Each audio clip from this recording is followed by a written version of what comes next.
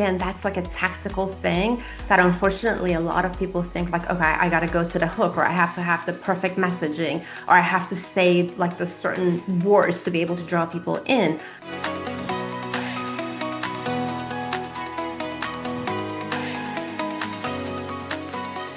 Well, hello and welcome to another amazing guest interview here on the Profit with Law podcast. I'm your host, Moshe Amsel, and I'm stoked for this conversation. I know I start a lot of my podcasts that way, but when I have somebody who has been a speaker at the Law Firm Growth Summit, I know we're in for a good conversation. So really excited to have Eli Natoli with us today.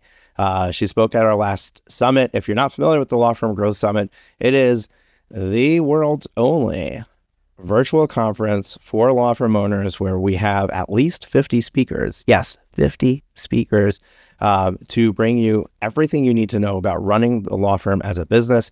We do not talk about the practice of law. We talk about the business of law and really go into everything from marketing to sales to the financials, leadership, team development, anything that you would want, as well as meeting people. We create, we have networking rooms during the morning for breakfast, during the afternoon and lunch.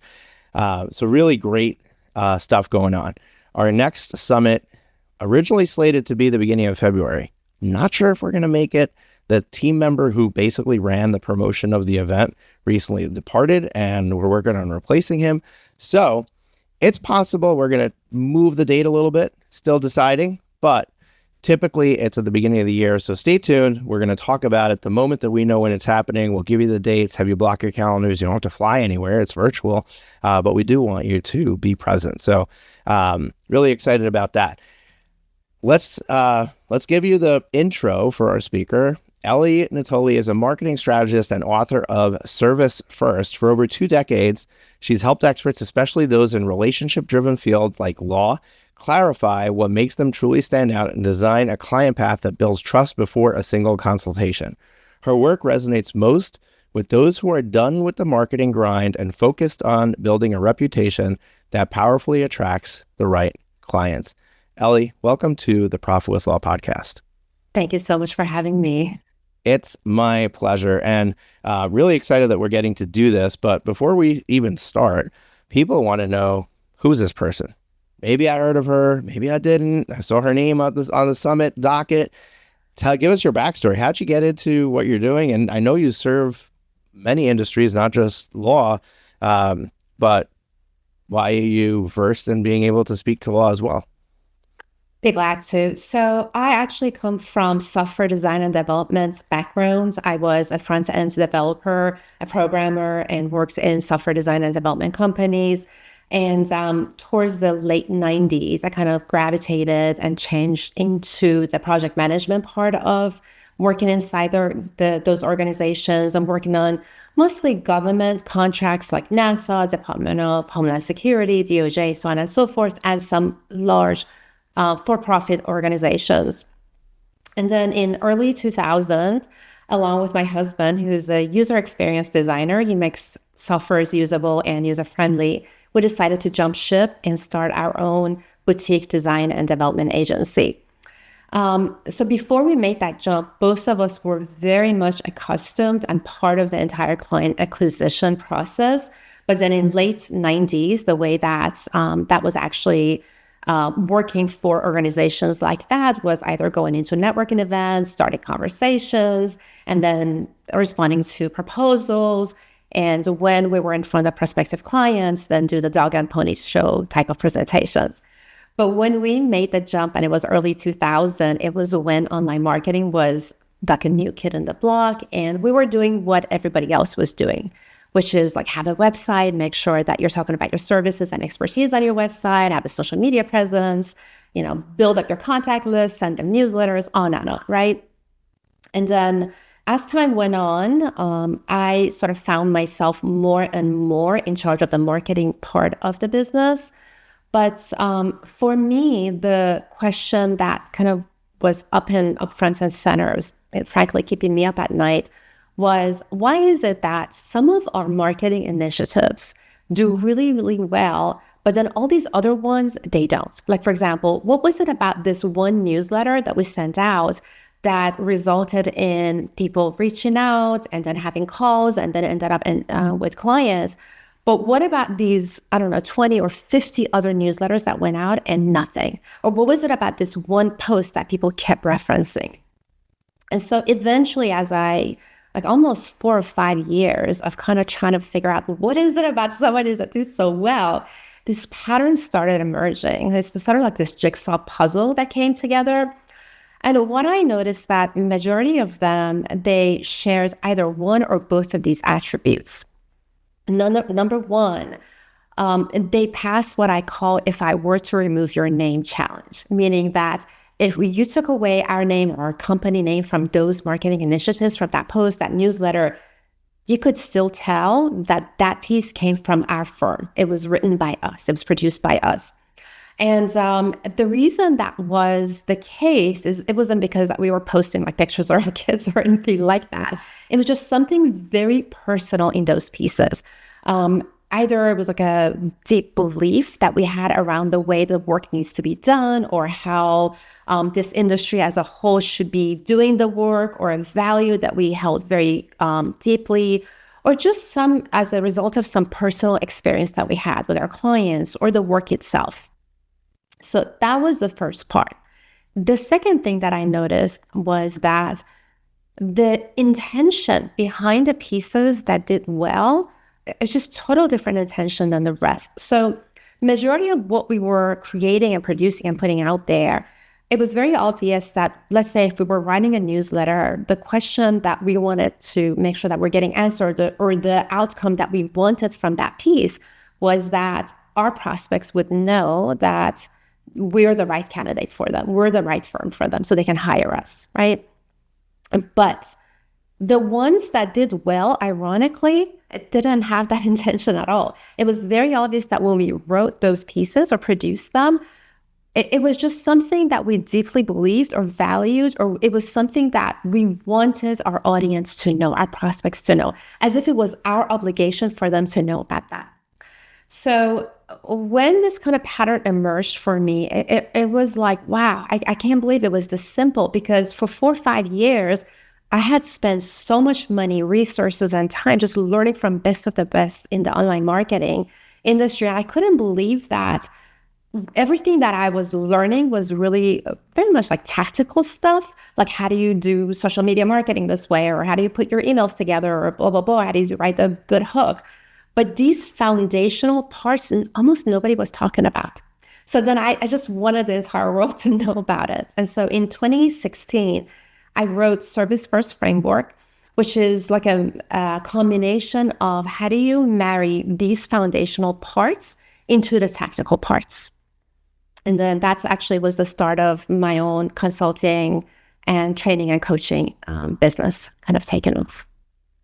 Awesome. I love the background. And so let's just piggyback right off of there where you left off. So you're right. I mean, all the people out there, whether it's, Russell Brunson or Alex Hormozi or, all the big names that are the marketing gurus, they're all talking about the strategy, the messaging, the exactly what you're saying to kind of, snare somebody in, to get their attention, right?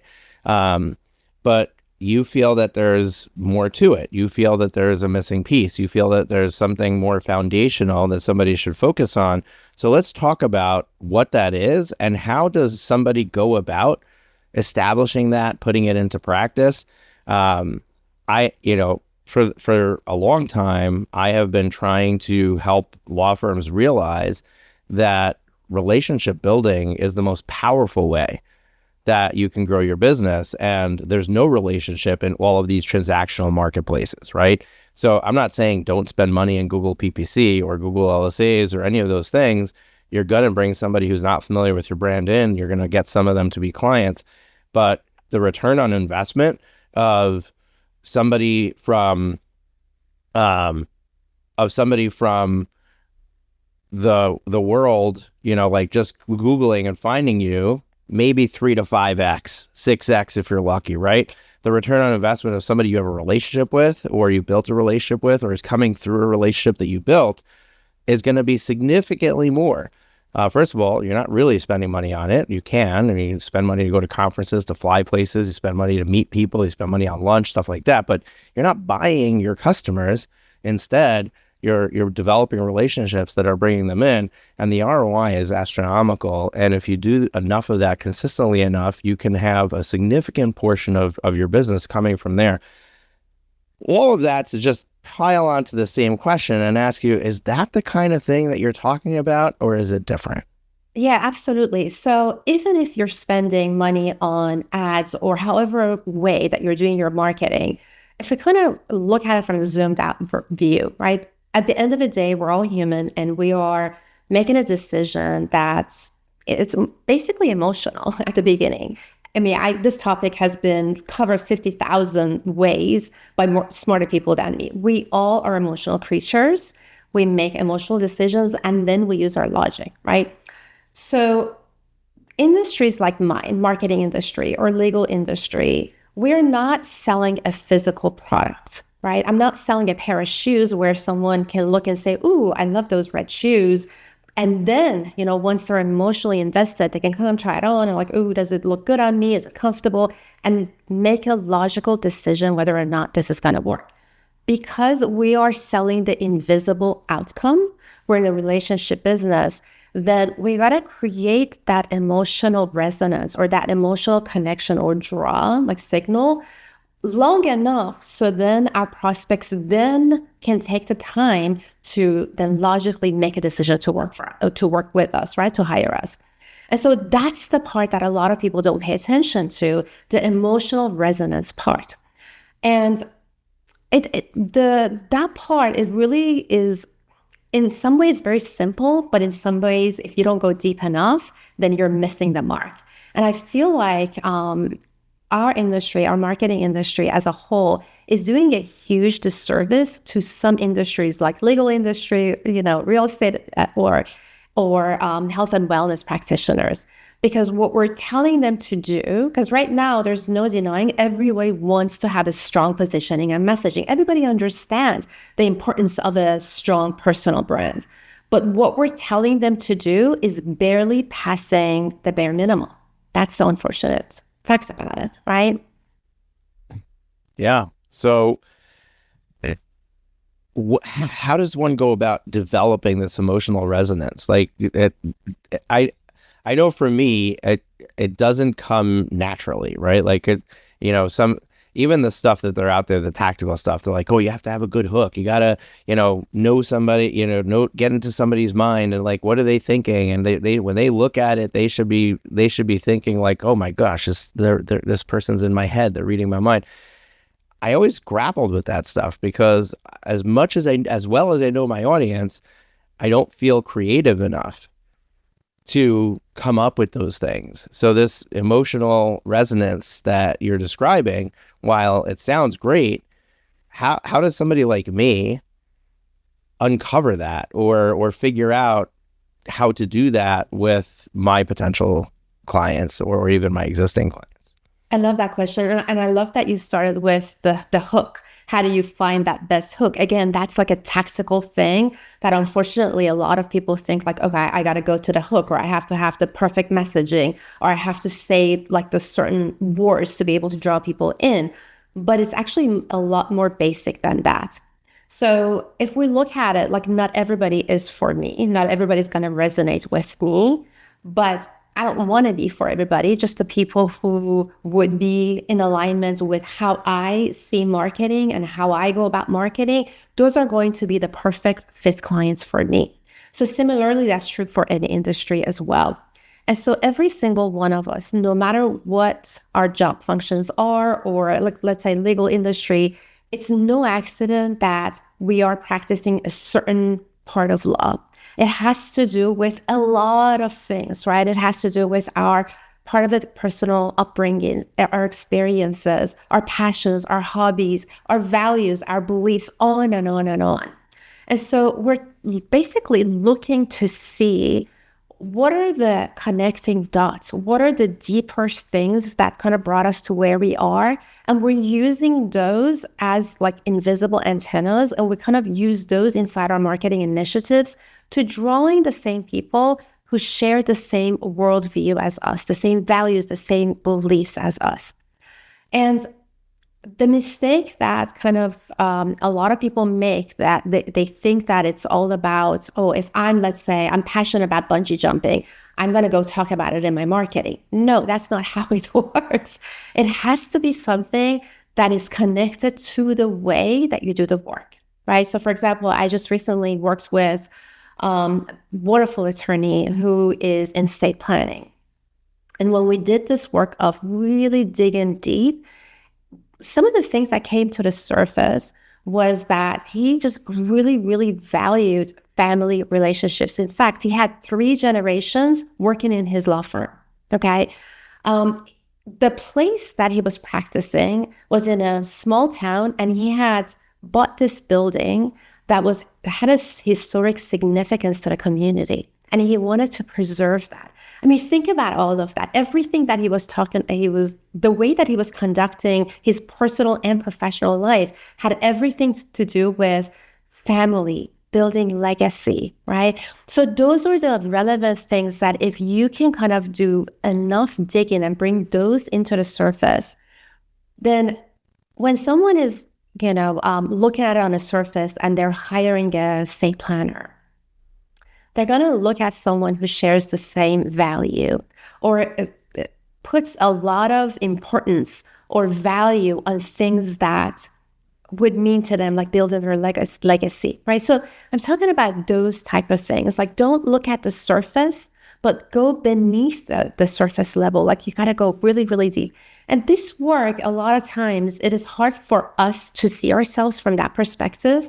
So someone who does this, they can actually know where to go and what to look for and how to connect those dots to know which parts come to the surface and they live inside your marketing initiatives. Yeah, I love that. It's kind of like a combination of your origin story of why you do what you do, but also, interlacing that with a lot of other things that you do that are related to the overall structure of what it is that you're about in your firm.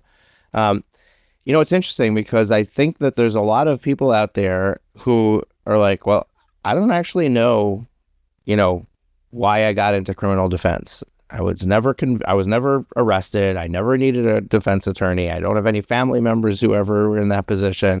I was never a minority. I was never, at the short end of the stick. Like, for somebody like that, where they're I don't know. I mean, I don't know why I put my stake in the ground here, and I don't know, like nothing that I do is related to the law firm.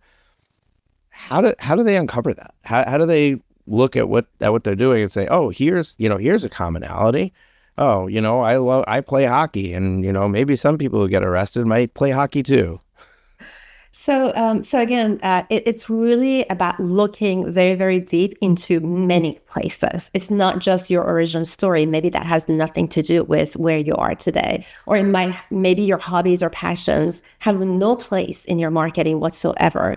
But if we all look at the way that we do the work that we do, we go about it in a certain way. We solve the same problem, or we give the same outcome, or that particular outcome to our audience, to our clients.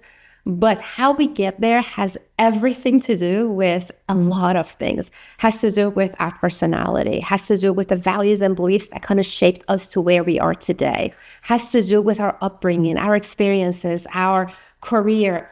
So it's really about looking in the right places to finding those connecting dots. And I tell you what, I've been doing this work for, well, I would say now close to 12 years now, where I'm like really deep into building a strong messaging and positioning. And I have yet to come across a person, regardless of their industry and niche, that they don't have something deeper that has led them to where they are, that has led them to solving the problem the way they solve it, or giving the outcome in a way that they do it. It's just no accident. I mean, take a look at it.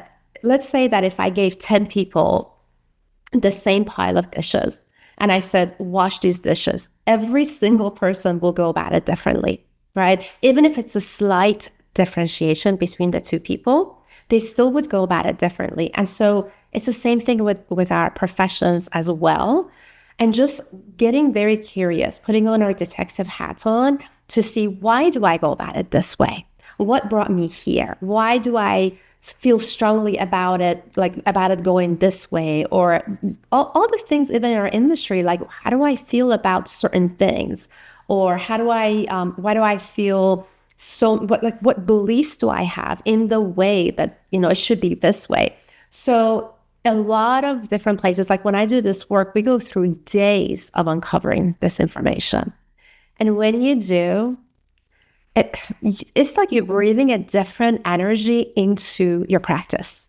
Again, I see this all the time. You see people like visibly, their eyes like light up because for the first time, because they might have not even been conscious about this, for the first time, they feel this sense of conviction and pride in the work that they do and in the way that they do it.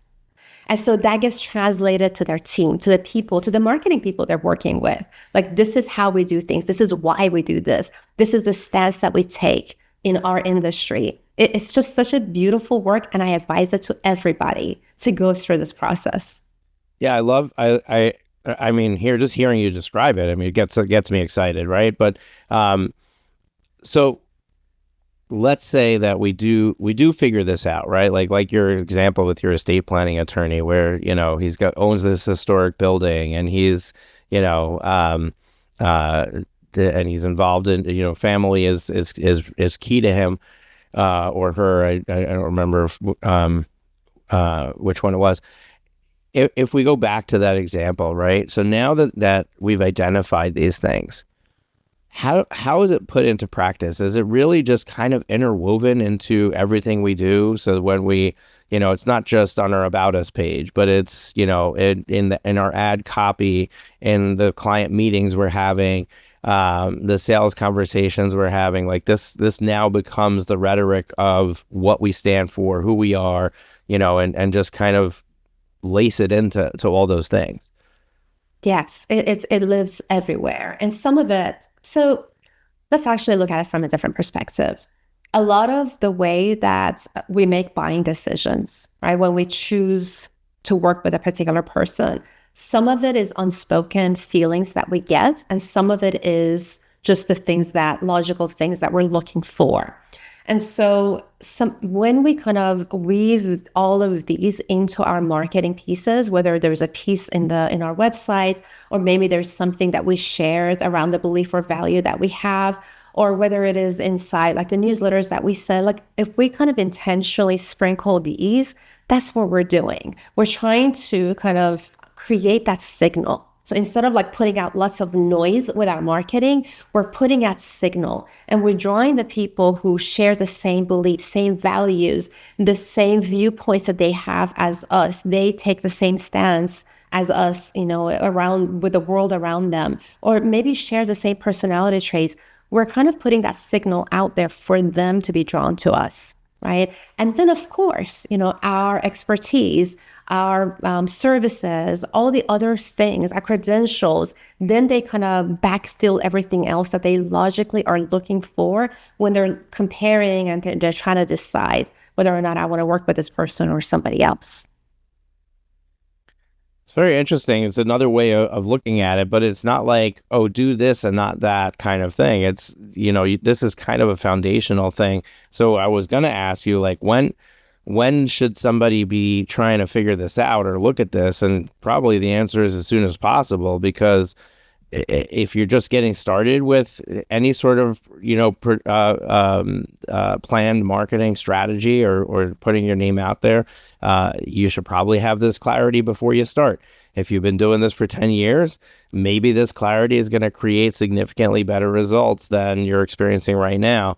So I almost feel like I'm answering my own question, but based on our conversation, that you need to get this clarity as soon as possible. It is so crucial, like you said, regardless of how many years you've had your firm and you've been running your practice, because what happens is when we don't have that deep clarity about all this, why we do this work, why we do it this way, why is it like this, doing it this way so important versus all these other ways, on and on and on. We kind of default to the generic marketing stuff, the fluff stuff, right? But when we have this deep understanding of our place in our market, in our industry, then the conversation changes. Then we know exactly what things to say because we're coming at it from that clarity, right? Versus just like trying to, I don't know, look for the perfect hook or for the perfect, copy. The best copy or the best hook is the one that resonates with our audience. And the only way, the most predictable way that we can get there is to, again, put out those strong signals so we can draw in our people to us. Yeah, so I don't know if you know the answers to this question, but what I'm starting to wonder is if this is so powerful, right? And logically it makes sense. If this is so powerful, why isn't anybody else talking about it, right? And I understand that the industry is it's bro marketing primarily, right? It's just basically like we're just gonna just throw money at it and we're just gonna keep bringing you in leads and you're gonna close some of them and it's a numbers game and blah blah blah, right? But as a marketing vendor, wouldn't they all want to produce better results? Like, wouldn't they want to have you get your socks knocked off and not need to be running at razor thin 3x ROAS versus, being able to run at 6x ROAS, right? Like, if that's the difference between solving this, why aren't they all, bringing Ellie into every single one of their clients and figuring this out so that they can produce even better results? Like, what's happening that this is like this secret that isn't being discussed, although it makes a lot of sense. But I'm just wondering, why are you the only one talking about it? I hope I'm not the only one talking about it. So there are a lot of people talking about it, but unfortunately, they're kind of scratching the surface. So anytime you hear words like you need to have a personal brand, that's really, in an essence, this. But the reason that I say they're scratching the surface, like, for example, I was in an event earlier this year, and the entire presentation was on, you need to have a personal brand. And he was making the same arguments and the case that I'm making today, that if you can make sure that you are putting those strong signals out there to draw in your people, then you're golden, right? All your marketing is going to get much more stronger. But the way that he was when he got into the tactical part, then it became the game of, well, we got to find your brand personality. Is it empathetic? Is it courageous? Is it this? Is it that? And then you got to see what colors represent that brand personality. And then we got to figure out what font style and what, on and on and on. I'm not really good at giving analogies, but the best analogy that I could give is as if you're in your house, all your windows are broken or missing, and then I come in and say, let's fix it. Look at these beautiful curtains. Aren't they nice? We're just going to put them up and we're going to cover your windows. Look, no more broken windows, right? I haven't really fixed the problem. So in an essence, there are a lot of people talking about it. I hope that there are people who are going as deep as I'm hoping that they're going. But unfortunately, when it comes to messaging and positioning and branding and building a strong personal brand, they're just barely scratching the surface, right? I just actually finished working with a practitioner. She's in a health and wellness space. She's a therapist. And she had gone through 2 rounds of branding rehaul. And the website looked beautiful. And the sad part about it was that this person, she's been around for 30 years. She's in fact has created some of the most curriculums for Cleveland Clinic, some big organizations. When she reached out to me and booked a consult, I thought she's brand new, like she's a newbie. I mean, she had 30 years of experience, but I'm like, she's just a newbie because her copy, her messaging, her positioning screamed newbie. All right. So a lot of what we say, all of our messaging and positioning really comes from a deeper part. And a lot of people are just scratching the surface in terms of creating that strong positioning and messaging. So and we're going to probably wrap up with this part of the conversation as we start to run out of time here. But here's the biggest challenge that I have with this conversation. You've essentially helped us to see that this is absolutely necessary, right? we've also painted a picture where, there isn't tactics that need to be executed. There really is deep in inflection and introspection to uncover the answers to these questions. But that leaves us with the question of, but how? And it almost feels like the answer is, well, sit with Ellie and she's going to help you figure it out. And I'm fine with, if that's the way it needs to be, then everybody listening, go to Ellie, right? And that's fine.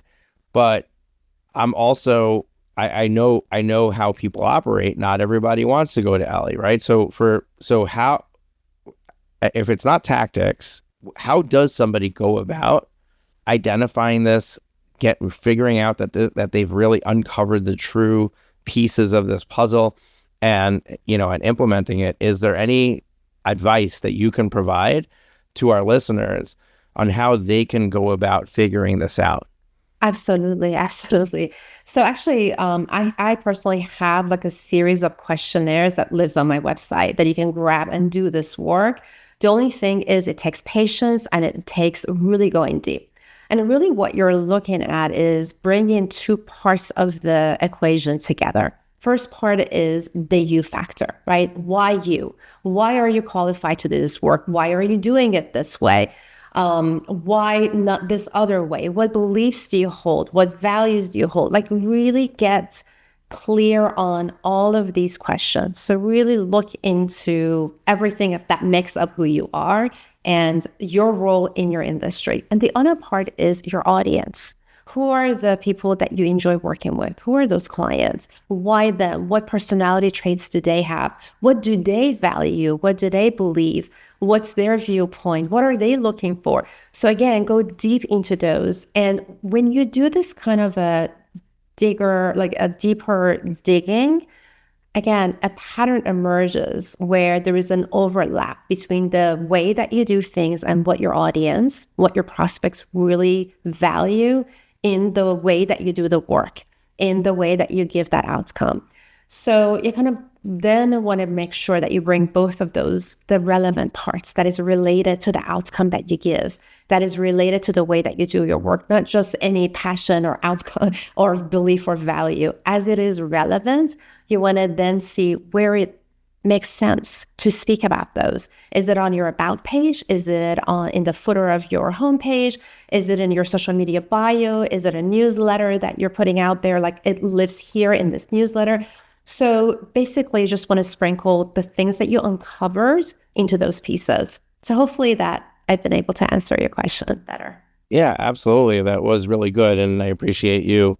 I appreciate you helping give a little bit more clarity to that, because I kind of feel like I want somebody to walk away from this conversation with, what do I do with this, right? Like there needs to be a next steps that I can, take ownership of this and actually, make a change that's going to potentially impact and increase the results that we're getting in our marketing efforts. So really great conversation, Ali. We're gonna wrap it up here. What I do with every guest, and when we close out the show, I ask two questions. I'm going to ask you the same. Number one, what's one parting piece of advice or wisdom you want to share with our audience? Number two, how can our audience take the next steps in getting in touch with you or learning more about you? Or even if you just want to share your website or where they can go to answer those questions you just shared. But what's the best way for somebody to go ahead and explore this idea further? Oh, absolutely. So the book that I referenced, I have a free copy that your audience can can grab if they go to elinatoli.com/lawprofit. And that's where you kind of marry both the client path, the tactical part, with this other part that we just talked about today. So, and then it just kind of goes through the entire breaks it apart and explains how you can bring both of them together.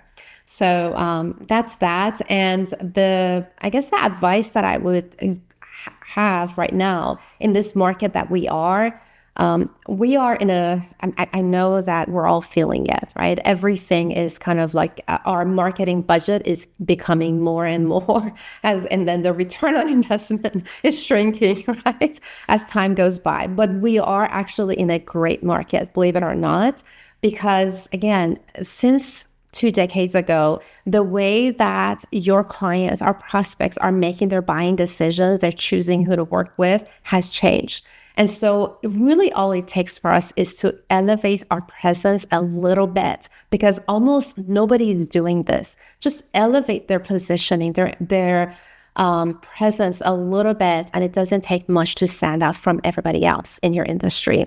So, and that really does come down to building that strong positioning and messaging.